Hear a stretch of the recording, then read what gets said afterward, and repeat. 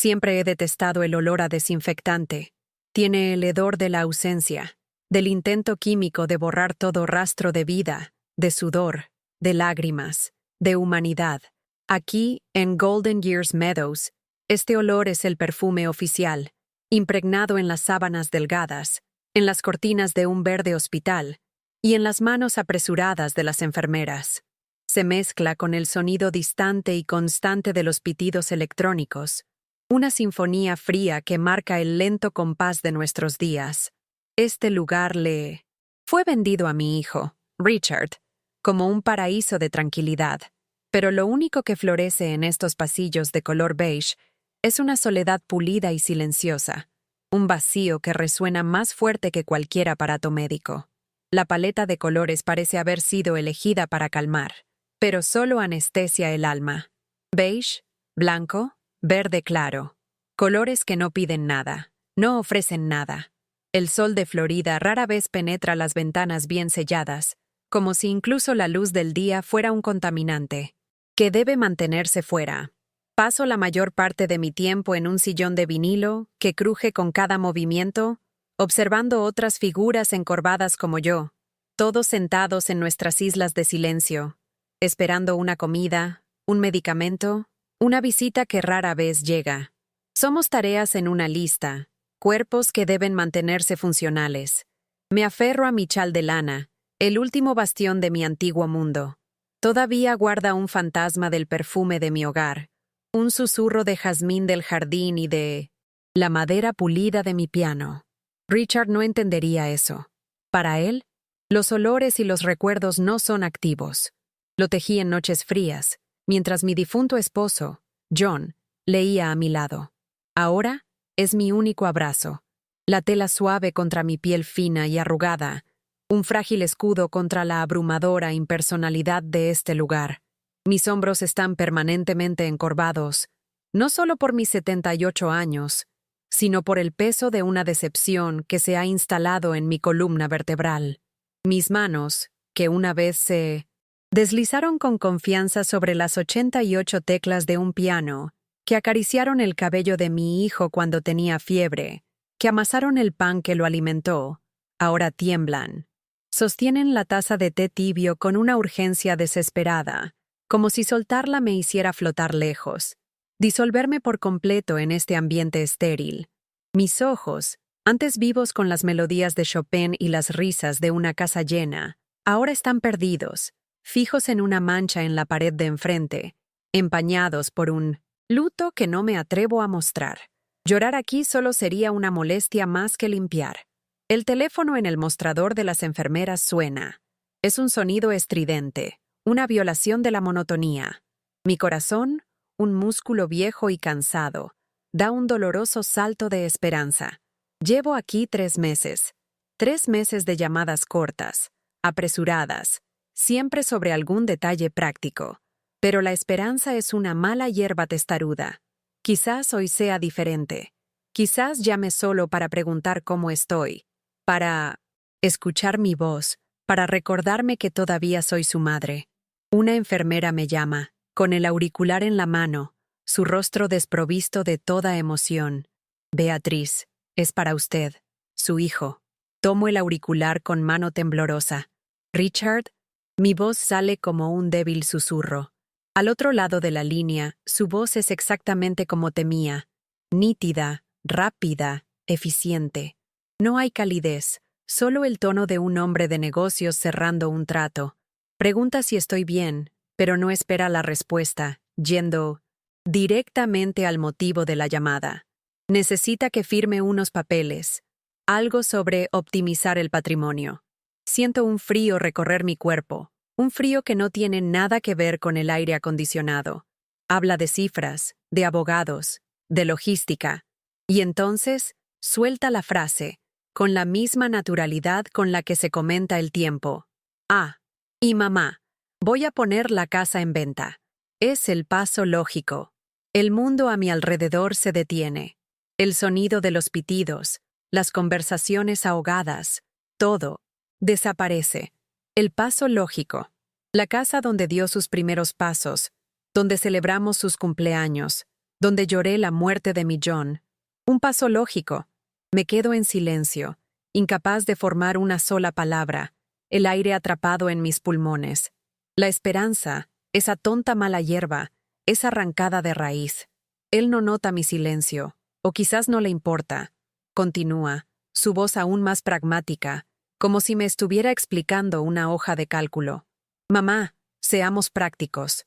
La palabra práctico sale de su boca como un ácido, disolviendo las últimas capas de mi corazón. Su practicidad fue lo que me puso aquí, lo que convirtió mi duelo en un problema logístico y mi presencia en un obstáculo para su vida impecable.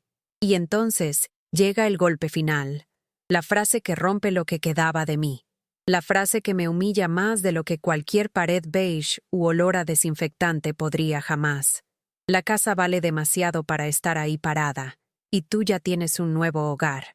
La cruel ironía de llamar a este lugar hogar me golpea con la fuerza de una bofetada. Y para rematar, añade la estocada final, la que retuerce el cuchillo ya clavado en mi pecho. Es capital muerto. Esas 3 palabras. Capital, muerto. Mi hogar, el santuario que construí con John, el nido de amor donde crié a mi único hijo, el lugar donde cada tabla del suelo guarda un recuerdo, reducido a un término financiero, un activo improductivo, un peso muerto en el balance de su vida. El auricular se me resbala de la mano y cae sobre la base con un golpe sordo. En ese instante, la profunda tristeza que me habitaba se transforma en algo diferente, una claridad fría y cortante. La humillación no está en ser vieja o en necesitar cuidados. La verdadera humillación es ser borrada, que tu historia, tu amor, tu vida entera sea reclasificada como un artículo en una lista de bienes a liquidar. Él ya no me veía como su madre, me veía como un lastre financiero, una cuenta por pagar. El dolor es tan intenso que se vuelve lúcido. El duelo silencioso da paso a una percepción devastadora. Mi hijo, el hombre al que dediqué mi vida, miró el corazón de nuestra familia y solo pudo ver cifras. No solo estaba vendiendo una propiedad, estaba liquidando mi identidad, mi pasado y la memoria de su padre por conveniencia y lucro. El peso sobre mis hombros ya no es de tristeza, sino de una súbita y terrible resolución. Él cree que ya tengo un nuevo hogar. Cree que el amor y los recuerdos son capital muerto. En ese momento, sentada, en el sillón de vinilo que cruje, con el olor a desinfectante en el aire, me doy cuenta de que la casa no es lo único que necesita ser vendido.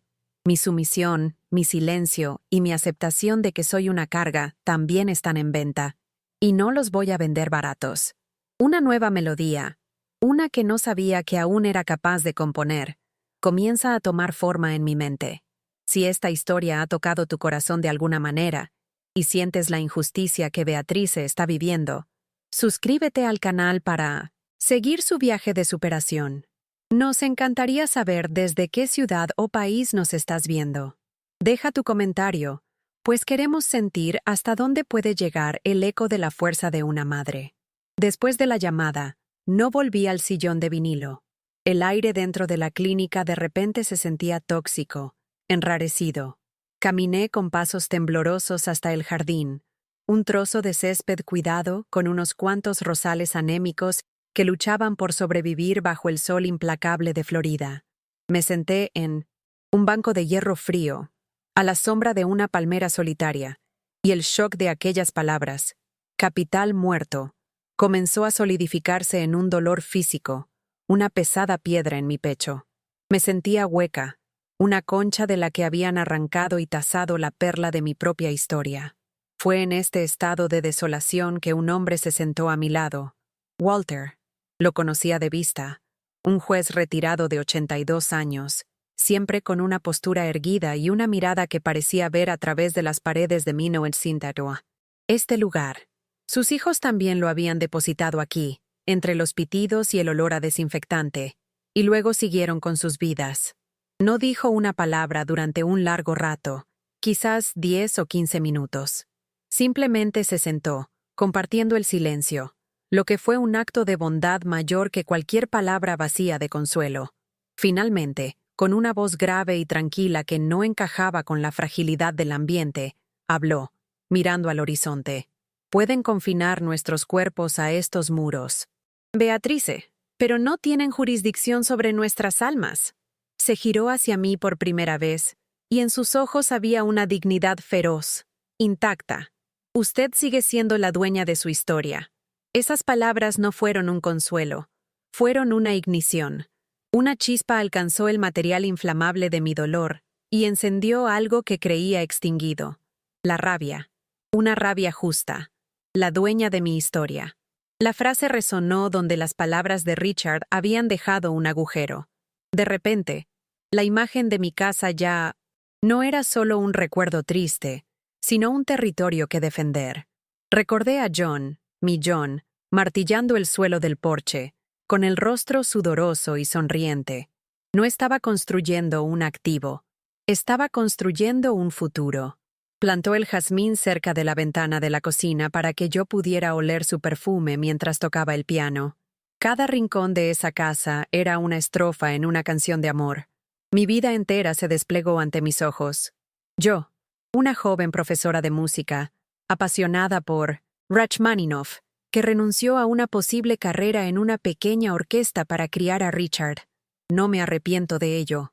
Verlo crecer, oír su risa resonando por las habitaciones, era mi sinfonía más preciada. Recibí a sus amigos, cuidé de sus rodillas raspadas, aplaudí en sus graduaciones.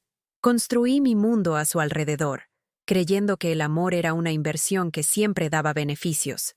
El error, me di cuenta ahora con dolorosa claridad, no fue amar demasiado, fue creer que el amor que yo daba sería medido con la misma moneda. Para Richard, mi amor era un servicio, un apoyo incondicional que él asumió que siempre estaría ahí, como los muebles de la casa. Y ahora que la proveedora del servicio se había convertido en un inconveniente, estaba, de hecho, liquidando los activos. La casa era solo el primer artículo de la lista. El siguiente era mi propia relevancia. Walter tenía razón. No podían tener jurisdicción sobre mi alma, pero toda una vida de condicionamiento maternal gritaba, dentro de mí, una voz traicionera, que sonaba aterradoramente como la de mi propia madre, susurraba, ¿vas a volverte contra tu propio hijo? ¿Vas a desampararlo por una casa? ¿Qué clase de madre hace eso? El miedo era una presencia física, un nudo en mi garganta, el miedo a la furia de Richard, a su capacidad para hacerme sentir pequeña e ingrata, y el miedo a la soledad definitiva. Si cortaba este lazo, aunque fuera tóxico y corroído por la codicia, ¿qué me quedaría? Walter era un compañero, de infortunio, pero Richard era mi sangre, mi carne. La idea de librar una batalla contra él era como declararle la guerra a una parte de mí misma, la parte que lo amó incondicionalmente durante 45 años. Estaba paralizada entre la necesidad de defender mi dignidad y el terror de quedarme completamente sola en el mundo. Pasé los 2 días siguientes en una niebla, apenas comiendo, respondiendo a las enfermeras con monosílabos. En mis conversaciones silenciosas con Walter en el jardín, expuse mis miedos. Él no me dio consejos directos. Como el buen juez que fue, solo me hizo preguntas. Beatriz, ¿qué diría John si viera el cartel de «Se vende en ese jardín»? O, ¿qué es más solitario? ¿Estar físicamente solo o estar al lado de alguien que no ve tu valor? Sus preguntas eran bisturís, cortando la grasa de mi miedo y exponiendo el nervio de la verdad. John estaría desconsolado. Y sí, la soledad que sentía al teléfono con Richard era infinitamente más profunda que cualquier silencio compartido con Walter. A la tercera mañana, mi resolución era firme. Con la ayuda de Walter, que recordó el nombre de un antiguo colega, un abogado especializado en derecho de familia y patrimonio, hice la llamada más difícil de mi vida. Usé el teléfono público del pasillo, con las monedas temblando en mi mano. Contraté al señor Davis, un hombre de voz amable pero firme, y le di instrucciones claras. Iniciar el proceso de venta de la casa bajo mi autoridad, como única propietaria tras el fallecimiento de John, y comunicar a Richard que toda negociación debía pasar por él. Fue un acto de rebelión tan grande que todo mi cuerpo tembló durante 1 hora después de colgar. La reacción no se hizo esperar. 2 días después, Richard irrumpió en la residencia de ancianos como un huracán. No me llamó. Simplemente apareció, con su rostro impecable contraído en una máscara de furia. Me encontró en la sala común, frente a otros residentes y 2 enfermeras. Su voz, normalmente controlada, era alta y cortante, llena de una indignación que me heló la sangre. ¿Qué crees que estás haciendo?, siseó, ignorando por completo a la gente que nos rodeaba. ¿Contratar a un abogado? ¿Has perdido la cabeza? ¿Quién te ha metido esas ideas? Gesticulaba con su caro teléfono móvil como si fuera un arma. Han sido estos viejos buitres, ¿verdad? Están tratando de quitarte tu dinero, manipulándote. La humillación fue instantánea y abrumadora. No me estaba hablando a mí. Estaba actuando para el público. Se acercó, su sombra cayendo sobre mí en el sillón. Te estoy cuidando, mamá. Me estoy asegurando de que tengas lo mejor. ¿Y así es como me lo agradeces? ¿Con una puñalada por la espalda? Sus ojos, normalmente fríos y calculadores, ahora ardían con una ira que me asustaba. Me acusó de estar senil, confusa, de ser una ingrata. Cada palabra era un golpe, diseñado para romperme públicamente. La administración de la clínica, que hasta entonces me había tratado con una indiferencia eficiente, ahora me miraba con desconfianza. Un escándalo era malo para el negocio. La enfermera jefe, una mujer llamada Doris, me llamó a su despacho más tarde. Su tono no era de preocupación, sino de acusación. Beatriz, esperamos que nuestros residentes mantengan un ambiente pacífico. El comportamiento de su hijo fue inaceptable, pero necesitamos entender qué lo provocó. De repente, yo era el problema. La residente problemática. La mirada de las enfermeras cambió. Las 1900 conversaciones se detenían cuando yo pasaba. Mi aislamiento, antes una condición emocional, se había convertido ahora en una política no oficial de Golden Years Meadows. Temían la furia de Richard y el poder de su dinero. Era más fácil marginarme que enfrentarse a él. Nunca me había sentido tan sola. Esa noche, no pude dormir. La voz de Richard resonaba en mi cabeza, junto con la voz traicionera de la duda. ¿Y si tenía razón?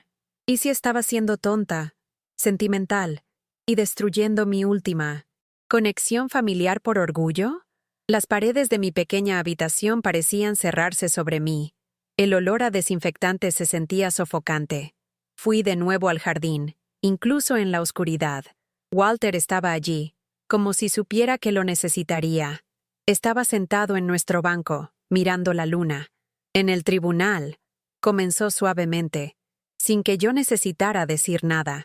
La parte que grita más alto suele ser la que tiene el caso más débil. La verdad no necesita volumen, Beatriz. Tiene peso. Me miró, y por primera vez vi en sus ojos el mismo dolor que sentía en mi alma. El dolor del abandono. No está enfadado porque estés vendiendo la casa. Está enfadado porque le has recordado que existes, que tienes voluntad propia. No está luchando por la casa. Está luchando por el control sobre ti. Sus palabras fueron a la vez un bálsamo y un azote. Dolían por la verdad que contenían, pero sanaban por la validación que me daban. No estaba loca. No era senil. Era una mujer que, finalmente, se estaba reclamando a sí misma. Mi hijo me había declarado capital muerto, pero yo estaba muy viva. La conexión con Walter se profundizó en ese momento. No éramos solo 2 ancianos abandonados en una residencia. Éramos veteranos de guerras emocionales similares, aliados en una última y crucial batalla por la dignidad. Él me prestó su fuerza, su claridad de juez, y yo, a cambio, le recordé que la pasión por la justicia no tenía por qué jubilarse. La tensión crecía cada día. El señor Davis me informaba sobre las tácticas de intimidación de Richard, que ahora amenazaba con buscar una tutela legal para demostrar mi incompetencia. Cada llamada de mi abogado era un nuevo nudo de ansiedad en mi estómago, pero también un paso adelante en mi liberación. El miedo seguía ahí, un compañero constante, pero ahora ya no caminaba delante de mí, dictando mi camino. Caminaba a mi lado. Estaba aprendiendo a vivir con él, a respirar a pesar de él. La profesora de música, la viuda de John, la madre de Richard, estaba dando paso a una nueva identidad. Beatriz, la dueña de su propia historia. Y estaba decidida a escribir el siguiente capítulo con la tinta del coraje, sin importar cuán temblorosa estuviera mi mano. La batalla por la casa se había convertido en la batalla por mi alma. La sala de reuniones de Golden Years Meadows era aún más fría y anónima que el resto del edificio. Una larga mesa de laminado de madera falsa, sillas de metal incómodas y una única ventana que daba a una pared de ladrillos. Era un lugar diseñado para decisiones desprovistas de alma, el escenario perfecto para lo que estaba por venir. A un lado de la mesa, mi hijo Richard y su abogado, un hombre con una sonrisa fina y ojos de tiburón. Al otro, yo, mi abogado el señor Davis, y sentado un poco detrás de mí como una roca silenciosa, Walter. El aire estaba cargado de una tensión que se podía cortar con un cuchillo. Richard comenzó a hablar. Su voz era controlada, pulida, el tono de un hombre razonable, lidiando con una situación irracional. Se dirigió a la administradora de la clínica, la señora Doris, que presidía la reunión con expresión nerviosa. Habló de su profunda preocupación por mi bienestar, de cómo mis acciones recientes eran inconsistentes con mi personalidad. Pintó un cuadro de sí mismo como un hijo devoto, forzado a tomar medidas drásticas para proteger a su madre de influencias externas depredadoras y de su propia confusión mental. Cada palabra era una mentira cuidadosamente envuelta en una verdad parcial. Sí, él pagaba mis facturas. Sí, me había instalado en el mejor lugar que su dinero podía comprar, pero usaba estos hechos como un arma, para pintarme como una niña ingrata y delirante. Todo lo que quiero, dijo con una sinceridad venenosa, es asegurar que el patrimonio que mis padres construyeron sea protegido y usado para su bienestar.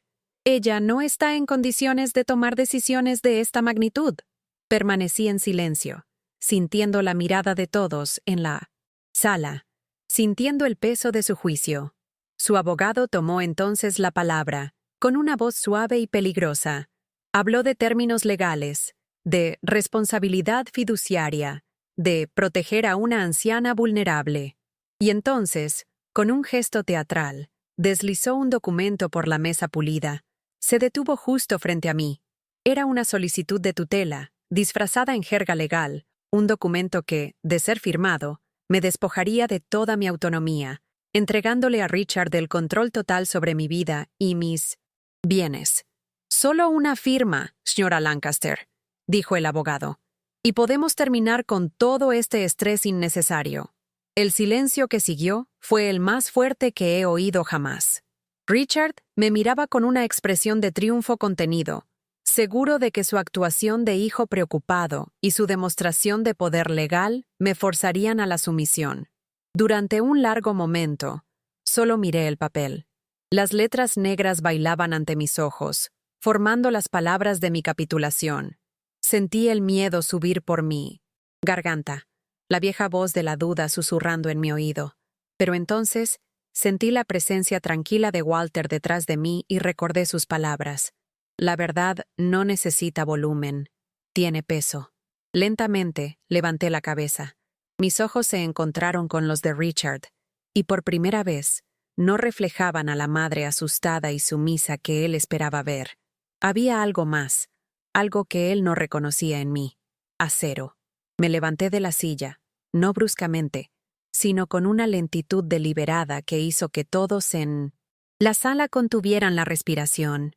Cada centímetro que me elevaba parecía devolverme una década de fuerza que creía haber perdido para siempre.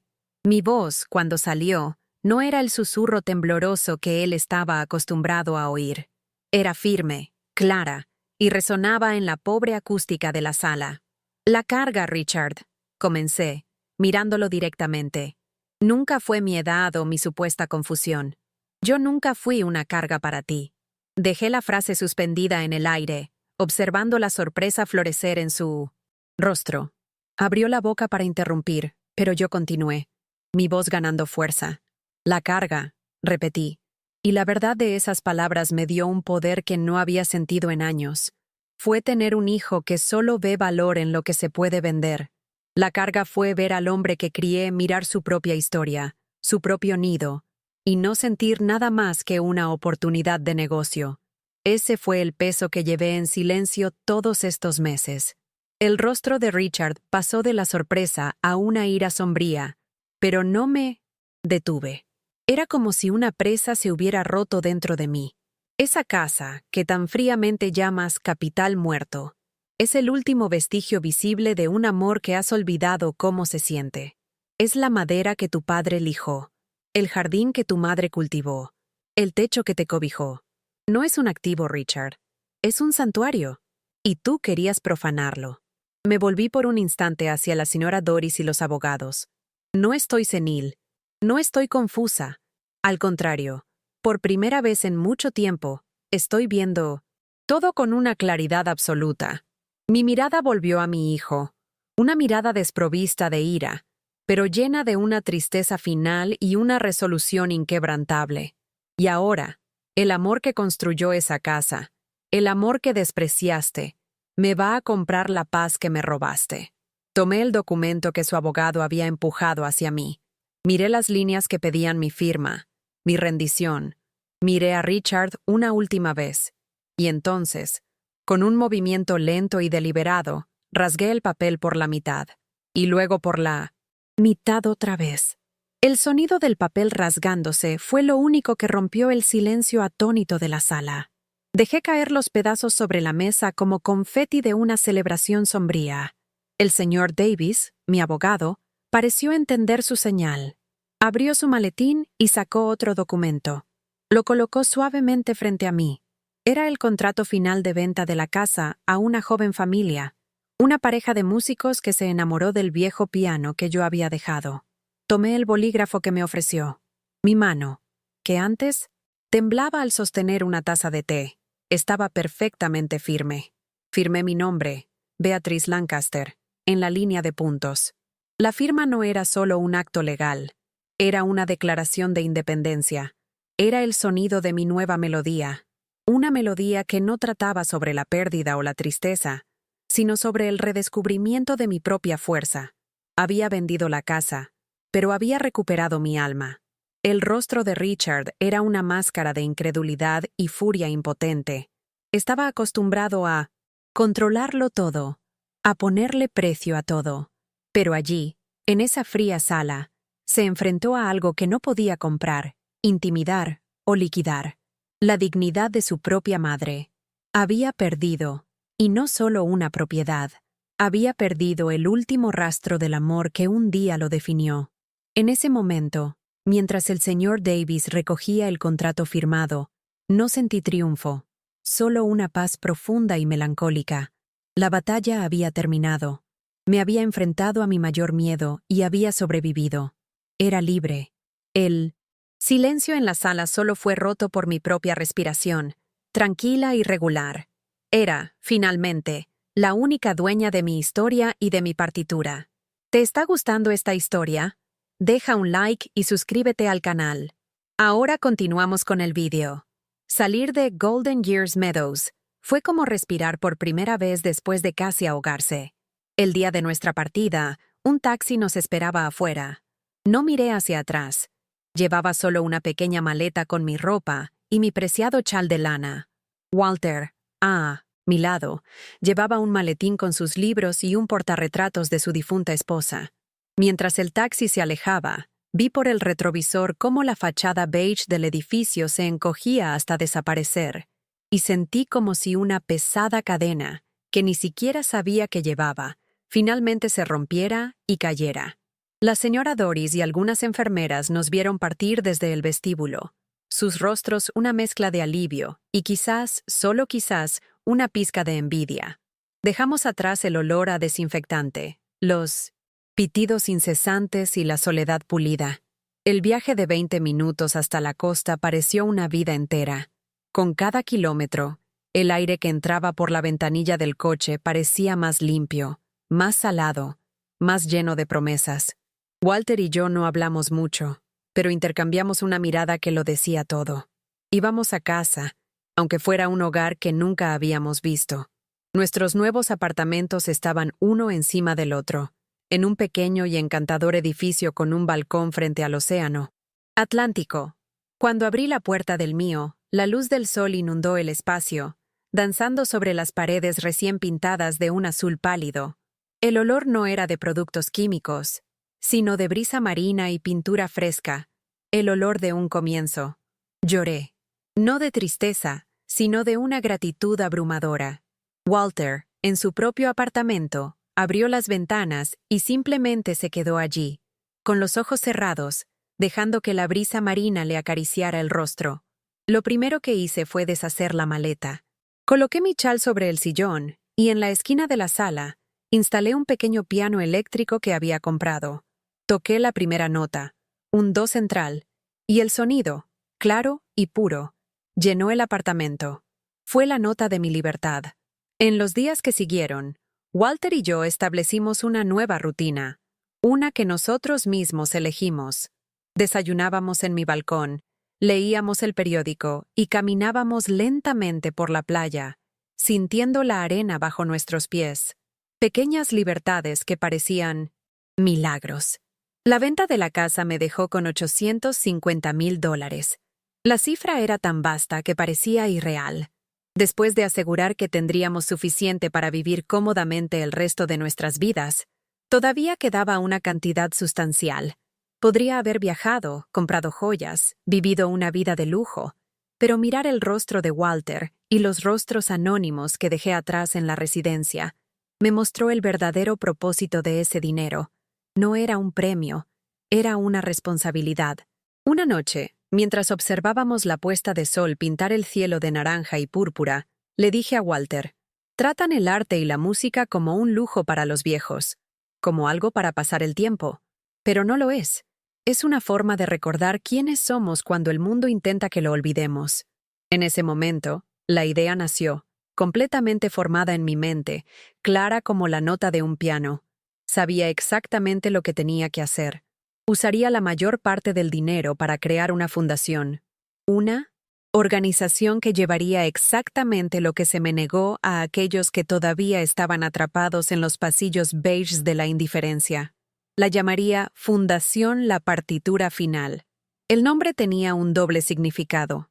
No se refería al final de la vida, sino a la partitura que cada uno de nosotros posee, nuestra historia, nuestra canción. Y la palabra final era un desafío. La melodía final de una persona puede ser la más fuerte y hermosa de todas. La misión de la fundación era simple y poderosa: financiar clases de musicoterapia, talleres de arte, sesiones de narración de cuentos y pequeños coros dentro de residencias de ancianos por toda Florida. El objetivo era dar a los mayores una herramienta de expresión, una forma de conectarse entre ellos y de reafirmar su identidad más allá de su condición de pacientes. Era una forma de combatir el capital muerto del alma con el capital vivo de la creatividad. Contraté a un pequeño equipo y me puse a trabajar. Visitar residencias. Ahora era diferente. No entraba como una residente asustada, sino como una defensora. Vi en muchos ojos la misma mirada perdida que yo tuve, y eso solo fortaleció mi determinación. Walter, con su aguda mente jurídica, ayudó a navegar toda la burocracia, convirtiéndose en el presidente de la Junta de la Fundación. Encontramos un propósito que nos rejuveneció más que cualquier tratamiento médico. Mi filosofía de vida había cambiado fundamentalmente. Ahora entendía que la vida es, de hecho, como una partitura musical. Richard no había terminado mi música. Simplemente había forzado una pausa dramática e inesperada, una fermata sobre una nota de dolor. Pero dependía de mí pasar la página y comenzar un nuevo movimiento. Un movimiento que no era una repetición melancólica del pasado, sino una composición completamente nueva, con armonías más ricas y un ritmo más fuerte, moldeado por la resiliencia. Esta nueva melodía era más compleja. Tenía notas de tristeza por lo que perdí, pero también acordes vibrantes de amistad, propósito y paz. La amistad de Walter se convirtió en mi pilar, un lazo forjado en el respeto mutuo, mucho más fuerte que el lazo de sangre que me traicionó. Descubrí que la verdadera familia no es aquella en la que naces, sino la que te ayuda a levantarte cuando caes. A veces, me siento en mi piano eléctrico, mirando al océano, e improviso. La música que sale de mis dedos ya no es de Chopin o Rachmaninoff, es mía, es la canción de Beatrice, tiene el sonido de las olas, la firmeza silenciosa de Walter, el dolor de la traición y la alegría rotunda de la liberación. Es la prueba de que, no importa cuán tarde sea en la función, siempre puedes componer un final inspirador. La casa de ladrillo y madera ya no estaba, vendida a extraños, pero el hogar que John y yo construimos no estaba en esas paredes. Estaba en el amor que contenía, un amor tan poderoso que sobrevivió a su muerte, sobrevivió a la codicia de mi hijo y se transformó en un legado de esperanza para cientos de otras almas. La dignidad, aprendí, no tiene precio, y reclamar el control de la propia vida es la mayor riqueza que alguien puede poseer. ¿Han hecho algún gesto de bondad que cambió una vida? Dejen un corazoncito si creen que el amor es más poderoso que cualquier riqueza. Suscríbanse para más historias de segundas oportunidades. Comenten. El amor no tiene precio, si ustedes también creen en la bondad humana. 3 años después. El aire no huele a desinfectante, sino a pastel de 1900 naranja y al suave perfume de las gardenias, dispuestas en pequeños jarrones sobre las mesas. Estamos en el salón comunitario de un centro para mayores en Tampa, uno de los muchos lugares ahora tocados por la Fundación La Partitura Final. El sonido no es de pitidos médicos, sino de risas, conversaciones y, sobre todo, música. En el pequeño escenario, yo, ahora con 81 años, levanto mis manos, no para apoyarme, sino para dirigir. Ante mí está el coro Voces de la Experiencia, un grupo de 15 residentes con edades comprendidas entre los 75 y los 92 años. Sus rostros, marcados por el tiempo, están iluminados por la concentración y la alegría. Cuando doy la señal, sus voces se unen en una armonía imperfecta, pero profundamente conmovedora, cantando una canción sobre los nuevos comienzos. Mis hombros están rectos, y mis ojos, que antes se perdían en el vacío, ahora brillan, encontrándose con los de cada cantante. En la primera fila, Walter, con sus 85 años, aplaude con un entusiasmo que desmiente su edad. Ya no es solo mi aliado, es mi familia, el coautor de esta nueva e inesperada fase de mi vida. Nuestra existencia no consiste en esperar el final, sino en llenar cada día de significado, con la simple belleza de una melodía compartida, de un paseo al atardecer, de un silencio cómodo entre dos amigos que se entienden sin palabras. A cientos de kilómetros de distancia, en una oficina de cristal y acero en Miami, Richard cierra otro negocio multimillonario. Mira por la ventana, panorámica, viendo los yates en el puerto, símbolos de una riqueza que ha acumulado con ahínco. Su traje sigue impecable, su reloj, carísimo, pero sus ojos, reflejados en el cristal, cargan un vacío que ninguna cantidad de dinero puede llenar. Tiene todo lo que quería, pero perdió lo único que un día tuvo gratis: el amor de una madre y el calor de un hogar. Él oye el sonido del éxito, pero no hay música en su vida.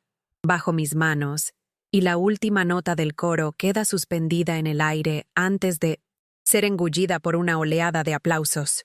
Sonrío, una sonrisa genuina que llega a mis ojos. Miro los rostros frente a mí, a Walter, a la comunidad que ayudamos a nutrir. Mi partitura no terminó aquel día en la sala de reuniones. Aquel fue solo el final del primer movimiento. El finale, este que vivo ahora, es más dulce que cualquier cosa que podría haber imaginado.